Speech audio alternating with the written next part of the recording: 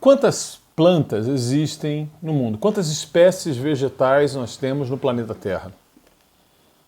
Essa é uma das perguntas que eu vou responder hoje. A outra é: quantas dessas plantas são comestíveis?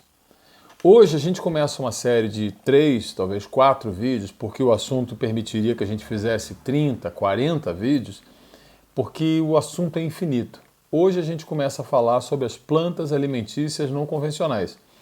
E eu queria convidar você para dar esse primeiro passo a partir desse vídeo de hoje, para que a gente comece a uma nova discussão no sentido da tua emancipação, de buscar aquilo que eu tenho falado em todos os vídeos, que é a gente conseguir se emancipar das garras que nos prendem a um mundo que está morrendo.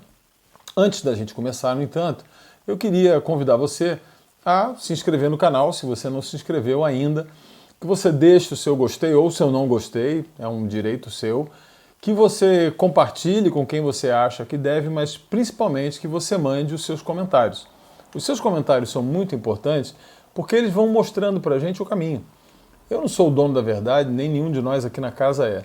A gente, na verdade, está querendo caminhar junto. E muitas vezes é você que indica, é você que mostra, fala, pô, por aqui que a gente vai. Então faça seu comentário, faça sua pergunta, fala, ó, você deu um dado errado, deu um dado certo, quero ouvir falar mais sobre isso. É muito importante para a gente ouvir o que você tem para dizer, porque você é que interessa nessa história toda. Bom, vamos lá. O mundo tem cerca de 300 mil espécies vegetais. Esse é um número aproximado do número de espécies vegetais que a gente tem no planeta. Dessas espécies vegetais, cerca de 10%, estima-se que 10% delas são comestíveis. Fazem parte do grupo de plantas que, ao longo do nosso processo de evolução como espécie, à medida que a nossa espécie foi se formando, fizeram parte em algum momento da nossa dieta, dependendo por onde a gente passava. E outras são plantas potenciais, são plantas que têm potencial de ser usada como alimento. Essas plantas, elas compõem e têm toda a possibilidade de compor nossa dieta, como a gente vai ver no vídeo de hoje. Dessas 30 mil plantas potencialmente que podem servir como alimento para a gente, somente cerca de 750 dessas plantas têm algum tipo de cultivo comercial.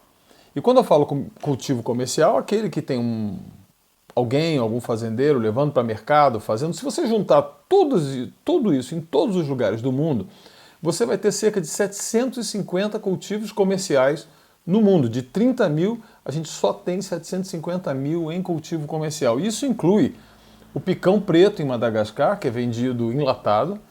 Isso inclui a chufa, na Espanha, que é o caldo de cana mais famoso que você come lá, né? A mesma coisa que a gente tem com caldo de cana aqui, eles têm com horchata de chufa, que é, na verdade, uma espécie de tiririca. Isso inclui plantas que você não esperaria, né? Que você vai encontrar, como caruru, né? Que aqui é um sinalizador de solo fértil e que você encontra na Guiana, você encontra enlatado para vender. Bom, essas plantas ganharam um nome dado por um grandíssimo amigo meu, muito famoso hoje, né, no meio da gente que trabalha com agricultura orgânica, que trabalha com jardinagem comestível, que trabalha com permacultura, que é o Valdeli Knupp. Eu vou falar mais dele no final desse episódio. Ele criou um nome chamado plantas alimentícias não convencionais e deu um nome para essas plantas que pegou, né, e fantástico, punk. Punk são plantas alimentícias não convencionais. A gente pode chamar também de plantas esquecidas, plantas tradicionais, plantas que as nossas avós comiam, aquilo que fez parte e pode fazer parte da nossa dieta. Eu queria, no episódio de hoje, conduzir você pelo seguinte caminho. Analisar um pouco esse aspecto de 300 mil espécies no mundo, 30 mil que são comestíveis, o que isso tem a ver com o nosso processo civilizatório e como isso pode, na verdade, ser a grande saída para a próxima etapa da gente como espécie e para o mundo que vem aí depois dessa crise, que é uma grande oportunidade para a gente desenvolver esse assunto. Bom, no episódio de hoje eu não vou aprofundar identificação botânica, não vou aprofundar cultivo, os aspectos agronômicos, nada disso. Eu hoje vou fazer um vídeo aí, se você já é um especialista, se você já conhece o mundo, pode pular, pode ir embora, Porque no vídeo de hoje vai ser um vídeo para aquela pessoa que fala, nunca ouvi falar disso, não sei como é que faço, e falar um pouco sobre princípios sobre isso. No próximo vídeo, a gente vai entrar sim no cultivo de alguma dessas plantas, aquelas que estão mais famosas, a gente vai mostrar algumas das plantas, né? Aqui em casa a gente já teve cerca de 80 dessas plantas no nosso jardim, né? Como nós temos uma espécie de reservatório genético aqui de variabilidades e tal, mas a gente tem um pouquinho menos, porque a gente se mudou para essa casa faz um pouco mais do que 6 meses, então logicamente não temos tudo ainda, mas a nossa coleção está aí. E tem muita gente cultivando que a gente vai aprofundar esse assunto com você. No terceiro episódio, a minha intenção é que a gente possa abordar e aprofundar um pouquinho mais a questão da economia. Como essas plantas são um elemento chave para a gente entender a economia que vem por aí, como a gente pode criar uma nova economia a partir, inclusive, do cultivo e da utilização dessas plantas. Então, vamos lá. Bom, essas plantas, elas são consideradas plantas não convencionais porque a gente se convencionou a comer muito menos. Vamos lá comigo com as contas. Eu falei que tem 300 mil espécies de plantas no mundo, mais ou menos, né? Esse número é um número arredondado. Dessas, cerca de 30 mil são comestíveis. E eu falei com você que 750 dessas plantas fazem parte daquelas que estão no grupo das plantas que tem algum tipo de comercialização no mundo inteiro. Agora, você quer ver onde é que o número fica mais estarrecedor? Quando você fica sabendo que na última semana, muito provavelmente, a não ser que você seja uma pessoa que já utiliza as punk na sua dieta, que tem uma grande variabilidade durante a semana, é raro quem tenha comido mais do que 20 na última semana. E sabe o que é mais grave? Segundo a FAO, que é a Organização das Nações Unidas para a Comida e para a Fome, né, que discute isso, segundo a FAO, no seu relatório de 2011, a gente sabe que 4 espécies vegetais são responsáveis por 50% de tudo que se produz no mundo. Que espécies são essas? O arroz, a batata, o milho e o trigo. E é só isso. Por exemplo, no Brasil, 70% da batata produzida no Brasil é uma variedade de uma espécie de batata. Uma variedade de uma espécie de batata. Na América Latina, nós temos mais de 300 espécies de batata. E no Brasil, nós temos uma variedade de uma espécie de batata, que corresponde a 70% daquilo que é produzido. Essa pouca variabilidade coloca a gente em vários riscos e por isso a gente defende tanto a utilização das punk ou a reintrodução das punk na dieta. Vamos começar falando sobre isso. Ao longo da nossa história evolutiva, o nosso sistema digestório foi feito basicamente para um animal onívoro. Eu respeito aqueles que têm uma opção vegana ou uma opção vegetariana e respeito também aqueles que têm uma opção mais carnívora. Mas o nosso sistema digestório, ele é um sistema digestório, a nossa mastigação, a nossa deglutição, as enzimas que a gente produz, elas têm uma característica que a gente chama de onívoro. Nós somos monogástricos e nós temos um estômago ácido, ou seja, pronto para digerir proteína. Nós não fazemos ruminação, nós não fazemos uma fermentação, nós não temos um seco funcional. E a gente foi se adaptando, tendo uma dieta que basicamente sempre compôs de algum tipo de proteína animal e uma variabilidade enorme de plantas alimentícias.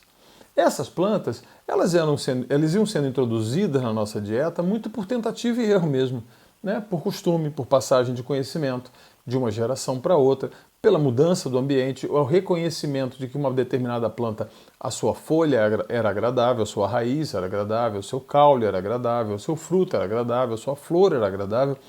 E isso tudo foi compondo a nossa dieta. E a gente evoluiu. E pensa na nossa espécie como uma espécie com mais ou menos 200 mil anos.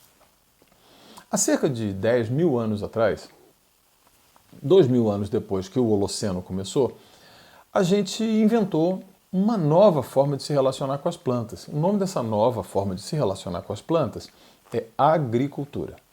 Na agricultura, a gente deixou de coletar no ambiente, reconhecer no ambiente aquilo que era comida e passou a dar preferência pelas comidas que podiam ser domesticadas, que poderiam ser mais facilmente controladas e que davam para a gente alguma forma de energia ou que podiam ser melhor preservadas. E a gente, necessariamente, a agricultura está muito relacionada ao cultivo de grãos, mais do que até do cultivo de raízes. O cultivo de grãos foi a grande explosão e a grande modificação que aconteceu ali no crescente fértil entre o Tigre e o Eufrates, onde é um dos núcleos, né, não foi só ali, mas é um dos núcleos onde iniciou-se o processo de agricultura. Assim como no Oriente, né, você tem o cultivo do arroz, assim como aqui na região mais ocidental, aqui na América, você tem o cultivo do milho. Mas basicamente a agricultura está muito relacionada com o cultivo de grãos. Ora, quando a gente começou a cultivar grão, que podia ser conservado, que podia ser contado, que podia ser acumulado, que podia servir de uma fonte rápida de energia para a gente foi abandonando o uso das demais plantas. Isso tem um livro que eu vou indicar no episódio número 2, que aí vai ser legal para falar sobre isso, que é um livro chamado Contra os Grãos, né? E fala isso especificamente por causa da relação entre grãos e a construção do Estado, império e a imposição da opressão do homem pelo homem, mas isso é para o próximo episódio. Mas os grãos, eles foram nos viciando. E nós que começamos a cultivá-los, nós começamos, na verdade, não a domesticar o trigo, a cevada, o arroz. A gente foi a ser domesticado por eles. Eles foram domesticando a gente. Talvez você nunca tenha pensado nisso. Não fomos nós que domesticamos os grãos. Foram os grãos que nos domesticaram. Definitivamente, também posso indicar literatura sobre isso. Com isso, a gente foi se tornando cada vez mais dependente deles. E a gente foi abandonando e cada vez conhecendo menos, conhecendo menos, conhecendo menos. Isso nos colocou mais suscetíveis a uma série de doenças, a uma série de limitações. E a gente, pela facilidade, pela possibilidade de acumular, pela rápida satisfação de prazer, né, de sabor, de tudo isso que os grãos nos dão, a gente foi abandonando o uso dessas plantas. Bom, isso deixou a gente cada vez mais pobre. Uma das coisas que a gente estuda na antropologia hoje em dia é exatamente o fato de que talvez tenham te contado uma história mentirosa entre tantas as outras que te contam.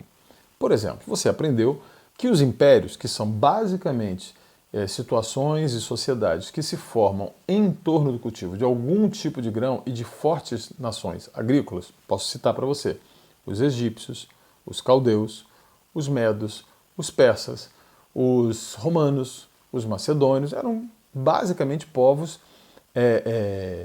cultivadores de grãos. Esses povos que cultivavam grãos, você normalmente pensa neles como mais desenvolvidos, mais civilizados, mais cheios de potencial. Mas todos eles acabaram em colapso, que é um outro livro que eu vou indicar ao longo dessa série. Eles colapsaram e normalmente, ao contrário do que se possa imaginar, eram esses impérios que dependiam dos povos nômades ou seminômades, os povos que viviam mais em contato com caça e coleta e que tinham acesso a plantas que eram remédios, que eram comida, que eram complementos para aqueles grãos, do que o contrário. Esses povos eram muito mais livres do que os povos que viviam dentro de um império.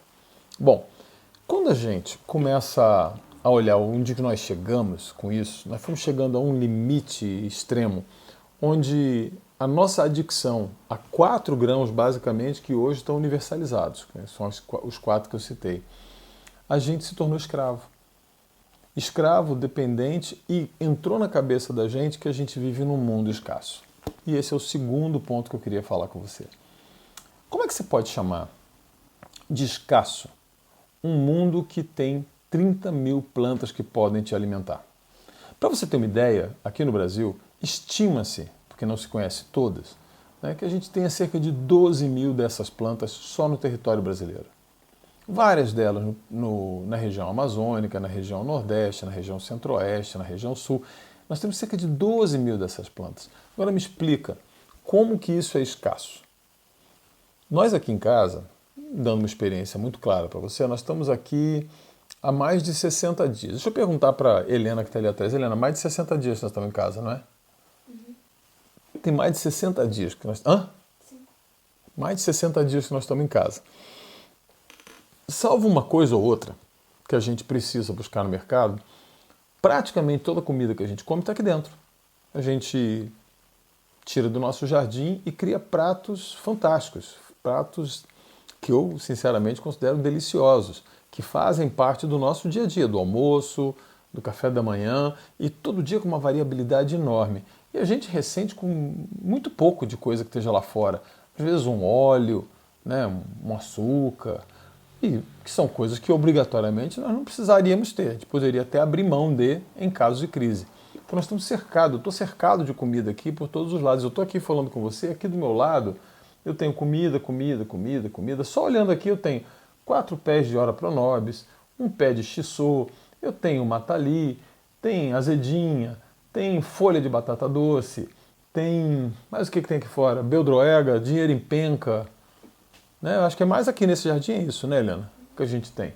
Então a gente tem essas coisas aqui que tem nos alimentado. Aí lá atrás a gente tem aça-peixe, caruru, taioba, Major Gomes, caramuela, amaranto, nossa, né? A bertalha e plantas que talvez você nunca tenha ouvido falar. Qual é a chave por trás disso?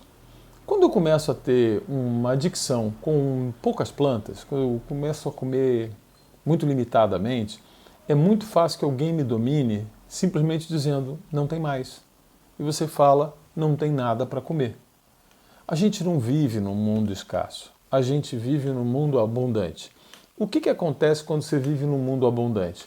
Quando você tem a sensação de abundância, você imediatamente se torna generoso, principalmente se isso que você vê abundante ao seu redor, seja uma fruta, uma folha, uma raiz, um caule ou uma flor, qualquer dessas coisas não pode ser conservado facilmente. Então, se você produz muito, você vai acabar dando para os outros, você vai começar a compartilhar com outras pessoas, porque não faz sentido guardar aquele negócio. Você cozinha o que dá, você deixa na terra aquilo que pode, vai crescendo, você vai podando e vai dando para os outros. Quando você tem grãos, quando você depende de meia dúzia de comida só no seu prato, você começa a ficar muito mesquinho. Você começa a achar que tudo tem que ter conservação, que aquilo tem que estar cheio na sua despensa, de modo que você não tenha medo. Bom, com isso tudo que eu estou falando, o que eu quero dizer? Que as plantas alimentícias não convencionais, as punk, elas são uma forma de você mudar a sua cabeça com relação a outras pessoas. E eu vou contar uma história aqui agora para você. Quando a gente vai para a narrativa do Ocidente, a narrativa original do Ocidente, ela está expressa na literatura da Bíblia. Né?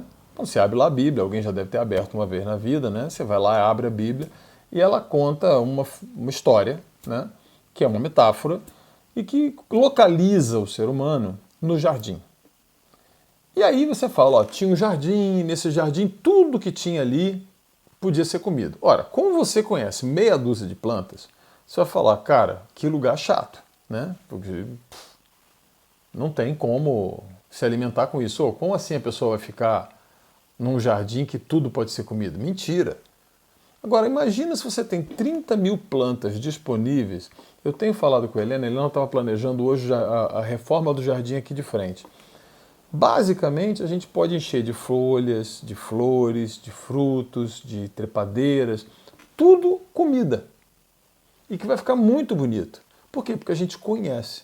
Ora, quando você tem 30 mil plantas que são comestíveis, obviamente começa a ter uma possibilidade de você, em 5 níveis, raiz, caule, folha, flor e fruto, em 5 níveis, no mesmo lugar, você ter muito mais comida do que você tem capacidade de ingerir. Além disso, essa quantidade de comida também é comida para outras espécies. E você atrai que tipo de espécie quando você coloca essas plantas comestíveis? Você atrai animais que a gente considera benéficos para a gente. Uma das características de um lugar degradado, de um lugar desequilibrado, de um lugar que perdeu a sua característica de jardim, é a quantidade de animais que a gente chama de peçonhentos, né? A quantidade de mosquito, a quantidade de cobra, de bicho venenoso, de bicho esquisito que começa a surgir ali. E aí as pessoas começam a botar veneno, caçar, matar. Olha, Que tal se você pensasse que, na verdade, a Terra está dizendo para você, vai embora daqui, cara, deixa eu me recuperar, deixa eu melhorar um pouquinho. Aquele jardim original disse, né, naquela história, que tudo podia se comer, que ali dentro tudo fazia bem, que tudo era legal, que tudo podia ser arrumado. E, na verdade, é uma forma de expressão, né, ali no caso, dentro de uma literatura religiosa, que explica com uma outra linguagem aquilo que a gente vai descobrindo com a ciência também, que o papel biomático do ser humano é ser um organizador desse sistema natural, de modo que esse sistema natural não seja destruído, mas que ele seja adequado para a sua vida e para a vida das demais espécies. Quando o ser humano chega num lugar e ajardina um lugar, e ajardina com a finalidade de se alimentar, esse lugar fica muito mais amigável para os pássaros, fica muito mais amigável para os peixes, fica muito mais amigável para os pequenos mamíferos e inclusive para aqueles que se predam. E automaticamente, aqueles que são animais que a gente chamaria de peçonhentos também são predados. E você começa a ter um equilíbrio. Nosso papel, e aí eu entro para o quarto assunto, né? Fugindo um pouquinho da literatura que eu falei, o nosso papel no bioma não é ser essa rapina que a gente faz, não é ser essa ave de rapina que entra e destrói tudo, que desmata tudo, como infelizmente a gente está vendo. A gente vê essa loucura do agronegócio dizendo que nós temos que produzir, e que produzir o quê, cara pálida? Milho e soja? 2 espécies? Quando na mesma área você pode alimentar uma quantidade absurda de gente.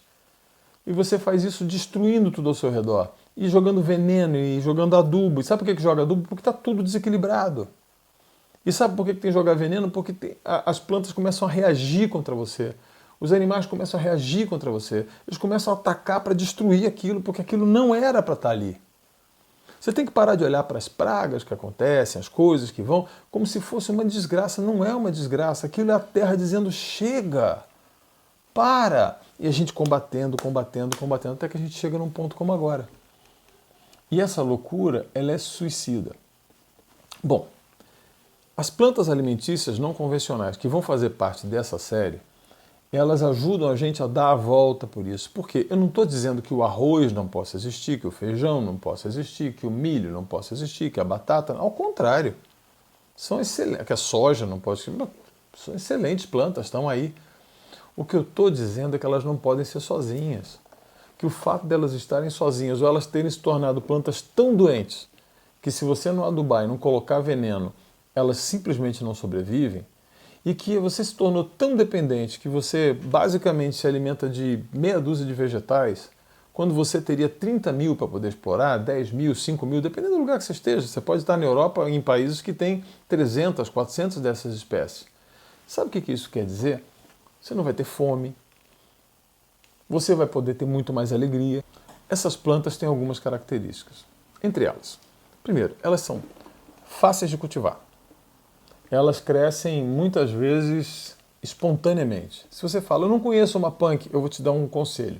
Dá um pulinho na calçada fora da sua casa e você vai descobrir algumas punk crescendo na calçada. Várias plantas ali são comestíveis. Não coma não, tá? Porque está na calçada. Mas elas nascem em qualquer lugar. Elas fazem parte da flora espontânea. Elas são muito fáceis de se reproduzir, elas estão adaptadas ao bioma. Outra característica das plantas não convencionais é a sua enorme resistência ao estresse hídrico, né? A gente está vivendo aqui no sul a pior seca dos últimos 50 anos. Enquanto eu vejo ao largo aí um monte de planta sofrendo, os agricultores aqui no interior do Paraná estão desesperados, as suas colheitas estão indo para o beleléu, eu olho ao nosso redor aqui e está tudo verde. Porque essas plantas têm uma capacidade maior de conviver com o estresse hídrico e, além disso, o jeito de cultivá-las, a maneira como a gente as cultiva, como tem muita matéria orgânica envolvida, como a gente reproduz um solo de floresta, ela retém umidade por mais tempo. Então a planta consegue passar melhor por isso. Essas plantas, elas também têm uma característica que é a sua riqueza de sabor. Quando você pega uma folha de shiso e coloca num arroz, o seu arroz muda. Quando você pega uma bertalha e faz ela refogada e coloca sobre ela um ovo, por exemplo, Cara, esse é um prato fabuloso. Lá no Rio de Janeiro o pessoal come muito isso. Quando você pega uma Ora Pro Nobis, sozinha, refogadinha com alho e cebola, ou se você faz ela complementando um famoso frango com Ora Pro Nobis e você tem isso servido com um milho, que é uma daquelas plantas lá que todo mundo... Você tem o equilíbrio perfeito, por exemplo, entre metionina e lisina, que são dois aminoácidos essenciais que a gente tenta inclusive colocar na soja e no milho quando se junta. Você naturalmente nessa planta tem isso. Ferro biodisponível, porque não adianta dizer assim, essa planta tem muito ferro. Muita planta tem ferro. Se ela é verde, ela tem muito ferro. O problema é que esse ferro normalmente não está biodisponível, né? Aquele tipo de ferro M. Quando você come uma Ora Pro Nobis, cara, você tem ferro M na veia. Você consegue melhorar quadros anêmicos, você começa a ter uma vida melhor, você começa a estar mais alerta, o seu paladar vai mudando e você vai usando menos sal, menos açúcar, menos óleo, porque o número de sabores, a complexidade do seu paladar é recuperado. Bom, nessa série, e esse é só o vídeo introdutório, como eu falei, eu vou convidar você a conhecer essas plantas, a caminhar comigo, e eu gostaria de pedir a você que se preparasse. Hoje é quinta-feira. Eu não sei se você está assistindo no dia que está lançando o vídeo, pode ser que esteja assistindo depois. Mas eu queria recomendar para você um livro. Esse livro é a Bíblia, tá? Esse aqui, ó. Plantas Alimentícias Não Convencionais, do Valdeli Knupp e do Harry Lorenzi. O Valdeli fez a sua tese de doutorado, que está aqui, ó. Nesse livro você vai encontrar as espécies, pelo menos cerca de 400 e poucas espécies, e 3 receitas para cada espécie. Esse livro, todo mundo que se interessa pelo assunto deve ter um livro desse. Esse livro aqui, como você pode ver, está todo marcadinho, está usado, está arrebentado. Esse aqui, particularmente, a gente tem um carinho especial aqui na casa, porque ele foi um presente do Valdeli. Assim que lançou o livro, ele deixou esse livro como presente para casa. Esse é um livro que eu queria recomendar a você, que você encomendasse, que você tivesse na sua casa e que você utilizasse ele para ir lendo enquanto a gente vai fazendo essa série aqui. Nessa série, a gente vai explorar, como eu falei, aspectos de plantio, o que é mais fácil para cada região, para cada época do ano, como que você pode usar, vou dar umas dicasinhas de prato que você vai observar e vai ver acontecendo. E você vai ver também, no final, essa é a contribuição que eu gostaria de dar, só vai ser no terceiro vídeo, então nem adianta querer isso agora nesse, mas tá meio confuso, tem muita coisa, não. Isso é só introdução. O vídeo de hoje, como eu falei, se você já é um especialista, pula daqui e vai para o último vídeo, tá? Esse vídeo aqui é só para dizer, olha para isso que você nunca olhou. Vamos recapitular então o que a gente falou aqui. Número 1, nós temos 30 mil espécies potencialmente comestíveis no mundo. 12 mil delas no Brasil, aproximadamente. Na calçada da sua casa tem várias delas. Elas crescem muito facilmente na sua casa. Você precisa ser alfabetizado botanicamente para você poder, do mesmo jeito que você lê um livro, você passar a ler o seu jardim. Você pode recuperar o seu paladar. Você pode sair da sensação de escassez que gera lá na ponta ganância, egoísmo, incapacidade de compartilhar, entrar numa outra esfera de vida que é a esfera da abundância. E você pode recuperar, ou começar a recuperar, o papel biomático do ser humano, que é ser um jardineiro, que é ser alguém que organiza o bioma ao seu redor de modo que ele se torne amigável para você, amigável para outras espécies e que possa ser comida disponível para você, para os seus vizinhos e para os seus amigos. Eu espero que essa introdução sirva de ânimo para você estudar. Te recomendo de novo, se você tiver condição, se você puder, por favor, procura isso. Eu vou deixar linkado aqui embaixo o site do Valdeli. Ele tem um curso online para conhecimento de plantas alimentícias não convencionais. É um curso ótimo, ele é, de longe, o melhor especialista no assunto no país. Ponto. Não tem ninguém melhor que o Valdeli. Garanto a você. Além dele, tem várias outras pessoas fazendo trabalhos muito legais e muito interessantes. Eu vou citar alguns sites ao longo das próximas semanas.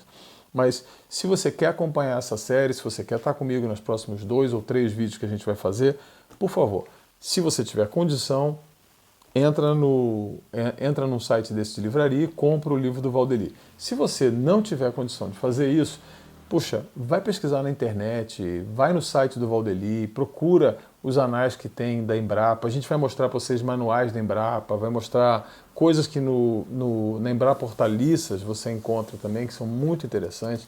Então, por favor, se prepara, porque vem punk por aí. Como o Valdeli costuma dizer, vai ser punk na veia. Muito obrigado por ter ouvido até agora e até a próxima semana.